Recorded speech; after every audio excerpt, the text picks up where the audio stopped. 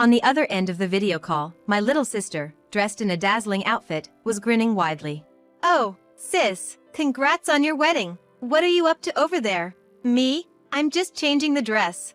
She said this as she showed her entire outfit on screen on the phone.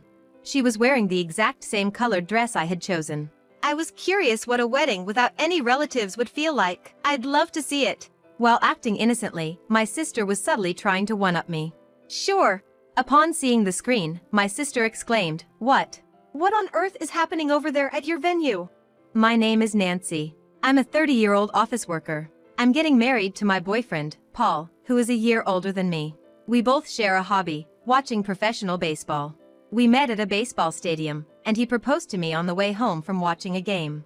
We were in a situation similar to going into the 7th inning stretch without allowing a run, despite having runners on base. However, the enemy's 7th inning was unexpected. Enemy? That would be my sister. My sister, for years younger than me, is named Lily. Sure, she has a cute face. Even cuter than mine. My adorable little sister has a slightly twisted personality. She wants to imitate me in everything. It's been like that since we were little.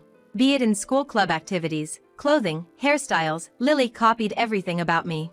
Thanks to her pretty face, whatever she does looks better than when I do it, and I end up being treated as a lesser copy, which makes me feel miserable.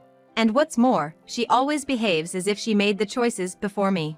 Even when I complained to our parents, they always sided with Lily, one way or another. Our relationship as sisters isn't bad, but there have been plenty of times when I felt the greatest hate springs from the greatest love. But when she mimicked me even in the matter of getting married, I was truly taken aback. After introducing each other to our parents, going through the engagement process, Paul and I finally started preparing for our wedding. We toured several wedding venues, compared estimates and dates, and deliberated seriously. We put as much thought into it as predicting the starting lineup of our favorite baseball team. After all that effort, we found a place where we could hold the ceremony on the anniversary of the day we started dating. It's destiny. Let's have the ceremony here. A few days later, I got a call from Lily. Oh, sis, I've decided to get married too. Eh? Really? Congrats. I genuinely congratulated her. Lily laughed happily. I thought since you're getting married, I should too. I pushed him to propose to me. Eh? Getting married just because I am? Is that really okay? I was a bit dumbfounded when Lily said this to me. Guess what? I accidentally set my wedding date to be the same as yours. What? Turns out, the day you guys picked is considered lucky or something, right? We thought we might as well go with the flow. Lucky day indeed. Sure, it was a favorable day. We decided to get married on our anniversary. Why on earth would she do something so unreasonable? What about the guests? Huh? Isn't it better if they attend my wedding? What? I mean, come on. Guests will have more fun if the bride is cute, don't you think? You just can't pull that off, sis. What? So that's the plan. All our relatives will attend my wedding. I've already contacted everyone in our family. So, heads up, sis. And with that, Lily abruptly hung up. No. She's already contacted everyone. How swift. I felt like a runner was forced out at home plate due to a fly ball in foul territory. If I contacted our relatives now, all I could say would be, it's the same day as Lily's. They would probably think I'm the unreasonable one and feel sorry for Lily. What a disaster. Until now, Lily's antics were only slightly annoying, but now she has directly challenged me. We had two options in the face of such a formidable adversary. Either move our wedding date or proceed as planned. A change-up or a straight play. I apologized to Paul for Lily's inconsiderate actions while sobbing. When we talked to our parents about it, they said, "We hope you two can talk it out and resolve this issue." However, they clearly expected me to be the one to give in. I cried again out of frustration and sadness. I'm fed up with my sister and parents who seem happy about ruining their eldest daughter's wedding. My husband genuinely listened to my concerns. But you know, he said, your sister is the kind of person who mimics everything, right? If we move our wedding date, won't she just do the same and end up overlapping with us? You're right. I replied, convinced. She would definitely do that. If we painfully adjust our schedule, only for it to be crushed again, our wedding memory would be a single word, disastrous. I refuse to let that happen. If it's going to end up like that, there's no point in moving the date. We should value our anniversary and proceed with the ceremony as planned, he suggested. But then, none of our family or relatives will attend, I fretted. Let's think about that, he responded. With our heads put together, my husband and I decided to keep our wedding date. Our parents were terrified at the thought of their two daughters having their weddings on the same day, causing a scramble for attendees. Think again. It will inconvenience our relatives. At least push it back by 6 months. You don't say the same thing to her. She was the one who selfishly decided this. I guess you all think that if I back down, everything will resolve itself. I won't just do as you say anymore. This is my once-in-a-lifetime wedding. We didn't mean that. When I shouted my feelings out loud, my parents were flustered. But soon they confronted me with stern faces. Apologize. Your dad and mom didn't mean anything like that. It's rude to talk to your parents like that. What nerve.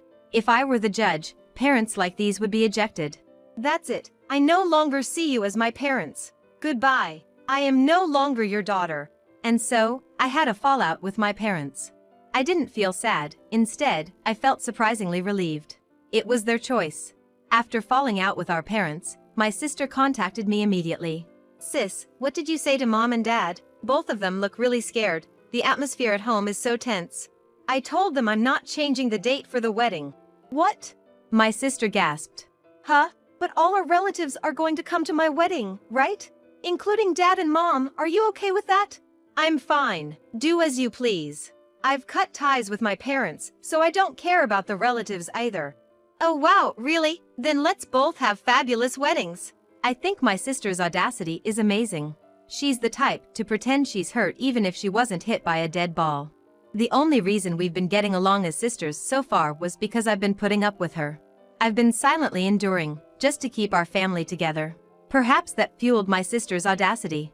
By the way, sis, what kind of invitations did you choose? What pattern? What color? Are the addresses handwritten or printed? I haven't decided yet. What? Make up your mind. You've got a great taste. I want to use yours as a reference. A reference? So that means she's planning to copy me. As my husband predicted, if I were to change my wedding plans, she would follow and mimic me. Once I became aware of how much I had been enduring, my sister's copycat behavior began to feel like a tremendous stress. But wait, this might be an opportunity. An opportunity to stop unnecessary endurance. An opportunity to give a piece of my mind to my annoying sister and my insensitive parents.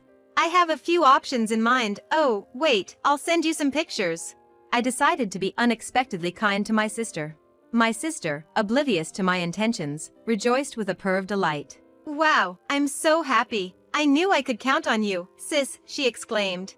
If she wanted to rely on me, then so be it. Even I am capable of pulling off a trick play. After that, I lost all contact with our parents.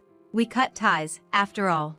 But I still keep in touch with my sister. As expected, she chose the same invitation I did and politely sent one to me as well.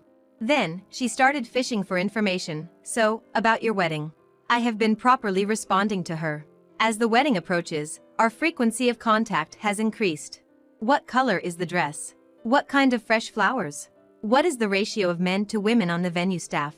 I am increasingly irritated by my sister, who asks me about everything. With a text that read, "I've chosen this dress. It looks good on me, doesn't it?" She sent me a picture of herself wearing the exact same dress I chose. If she wanted to mimic me that much, then let her.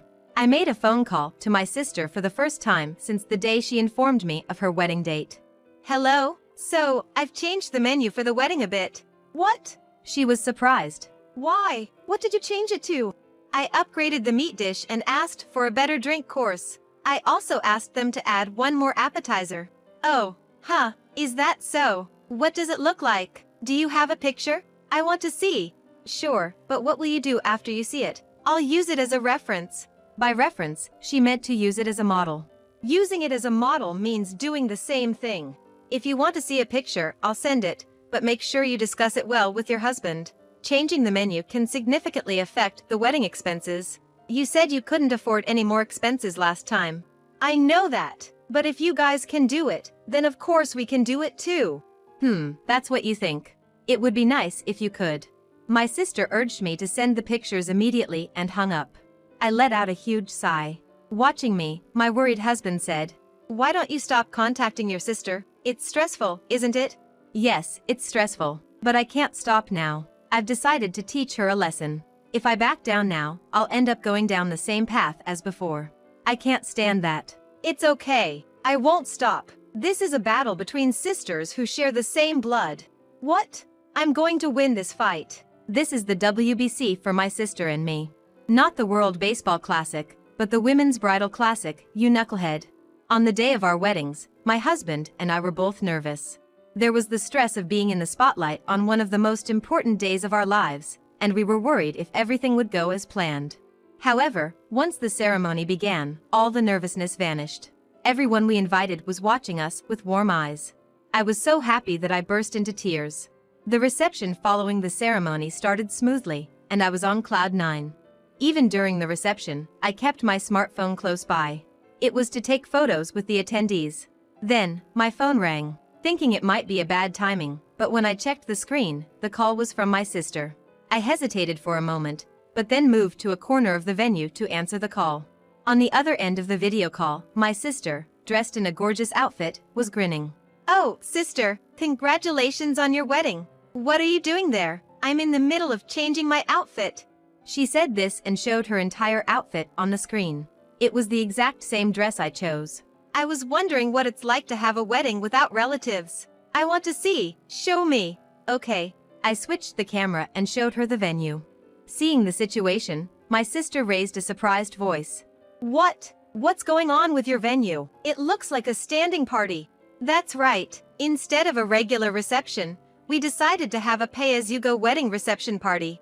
What? When my sister decided to have her wedding on the same day, we realized that a regular reception would be difficult. Honestly, we felt helpless. So, we consulted with the venue staff, and they proposed this idea of a pay-as-you-go wedding reception party. We decided not to have a formal reception, but a casual party instead. We made the opening speech, the toast, and the closing speech. The rest of the time was dedicated to chatting and recreation. We asked the guests to contribute an attendance fee, and we didn't accept any gifts. The food was buffet style. Normally, a reception serves a full-course meal, so you need a large space on the table. As a result, the number of people who can sit at one table is limited. However, with a buffet style, you can increase the number of people around a table. More people at a table means you can invite more people. The attendance fee multiplied by the number of invitees becomes the budget for the reception, so the more you can invite, the bigger your budget becomes. And because it's an attendance fee and not a gift, it's easier to manage the finances. We were able to increase the grade of the food within our budget. The reason I was able to be on the phone at the edge of the venue despite being the main character is because it's a casual party after all. I didn't know anything about that. I wasn't told. I didn't mention it. Why not? Because you would have just copied it. I didn't want you ruining my special day anymore. If I told you, I would have to tell the bosses and relatives that I already invited, not to come. On the other end of the phone, my sister's mouth was hanging open, her face looking a bit pale. That dress looks good on you. It's the one I chose. Eh? Yeah. Eh? But you're going to wear it too, right? You said you were going to change outfits. I've already worn it for the photo shoot, so I won't be wearing it today. We're changing into the team's uniform for the rest of the ceremony. What? We've invited our fellow baseball fans. We're really looking forward to having a blast. But, that's nothing like my wedding. It might not be. Well, let's both have a wonderful day. Bye. With a full-hearted smile, I waved to my sister. I felt refreshed. It felt like I had finally settled a grueling match. I returned to the circle of guests with a bright mood. Later, I sent a postcard announcing my marriage to relatives. According to a relative who called to congratulate me, my parents avoided talking about me as much as possible on the day of the wedding. When asked if we had a fight, they replied, "She is no longer our child." Wow. So, I'm no longer their child. Just what I wished for. I don't need parents who take my sacrifices and patience for granted. I'll leave them behind. My sister was emotionally unstable in the latter half of the wedding. Up until then, she was over the moon as the star of the show. But that changed as soon as she came back from changing her outfit. She was restless and couldn't calm down. She was nervously attentive to the staff's movements and the flow of the reception. She even asked if they could change the dishes from that point on, or if there was anything that could be cancelled. How unreasonable.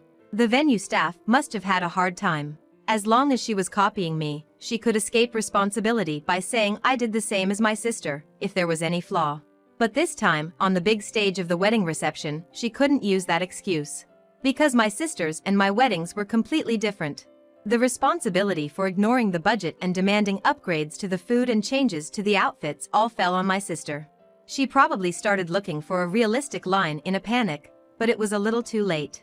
According to the relative who told me the story, the food was very wonderful. Because they changed the usual menu to mimic the food at my wedding party, it was a special menu. On top of that, they upgraded the food, so the cost of the meal alone must have been hefty. Changing outfits also incurs costs for the dress and makeup. I wonder how much the total payment was. It's like signing a free agent without considering the team's budget. And as a result, the cost unnecessarily ballooned, the relationship with the husband's parents deteriorated, which affected the couple's relationship. Their marriage started with the relief pitcher getting burned and giving up a lot of runs, so it's no wonder it didn't go well. They apparently separated soon after they returned from their honeymoon. But my sister, it seems, can't even return to the family home she should have been able to rely on. In our parents' home, from which the crucial element, me, had been removed, the relationship between my parents and my sister seems to have become rapidly unstable. She told me everything, probably to put the blame on me, even though I hadn't asked for any of it. Divorce seems inevitable. It's a pity. But I don't feel guilty at all. When she finds her next partner, I hope she will think and act independently. Once the rush of the wedding was over, my husband and I visited my in-laws. We went to express our gratitude once again to my in-laws, who understood our decision to forego a wedding ceremony and reception with relatives, and to hold a wedding party instead. To our surprise, my in-laws had prepared a luxurious cake for us as a surprise. The room was beautifully decorated and there were pretty flowers everywhere. They warmly welcomed us, congratulating us on completing the party. Despite not being able to see their son in his tuxedo because of my circumstances, they were incredibly kind to me. I was so grateful and moved that I burst into tears. In front of my in-laws, who were holding up their cameras, my husband and I cut into the cake together. Wedding cake cutting. Despite losing heavily to the opponent's lucky 7th inning, we managed to hit a grand slam and pull off a spectacular comeback. We swept away the old family, and now it's the start of a new life. We will surely be happy from now on.